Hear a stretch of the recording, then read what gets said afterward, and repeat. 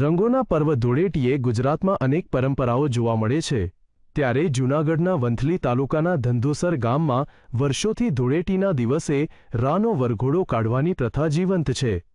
હાસ્ય અને મનોરંજનની સાથે સામાજિક એકતાનો સંદેશ ફેલાવતી આ પરંપરાનો ઇતિહાસ જાણવો રસપ્રદ છે.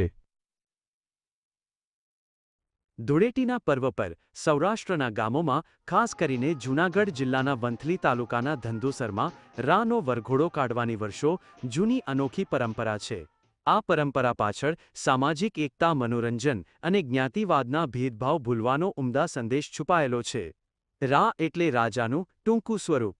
આ વરઘોડામાં ગામની કોઈ પ્રતિષ્ઠિત વ્યક્તિ, મજાકિયો સ્વભાવ ધરાવતા માણસ અથવા જેનો તે દિવસે જન્મદિવસ હોય તેને રા બનાવી ગધેડા પર સવાર કરવામાં આવે છે.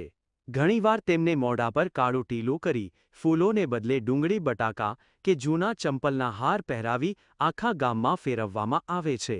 ભલે ગર્દભની સવારી હોય, પણ લોકો ઢોલ, નગારા અને ગુલાલની છોડો સાથે તેમને સાચા રાજાની જેમ માન આપે છે. એના દિવસે અમે રાની પરંપરા કરીએ છીએ, રાનો વરઘોડો કાઢીએ છીએ.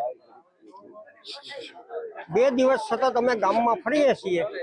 જ્યાં ત્યાં લગ્ન પ્રસંગ હોય અથવા કોઈને ઘરે વાર હોય, પ્રસંગ હોય, એને ત્યાં જ્યારે દીકરાનો જન્મ થયો હોય એના ઘરેથી અમે ફાળો એકત્રિત કરીએ છીએ અને ગામના સારા વિકાસ કાર્યોમાં અમે વાપરીએ.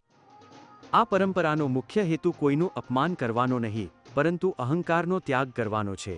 આ પ્રથા સૂચવે છે કે માણસે પોતાના પદ કે પ્રતિષ્ઠાનો ગર્વ છોડી નમ્ર બનવું જોઈએ. અહીં રાજા હોય કે રંક, બધા સમાન બની જાય છે.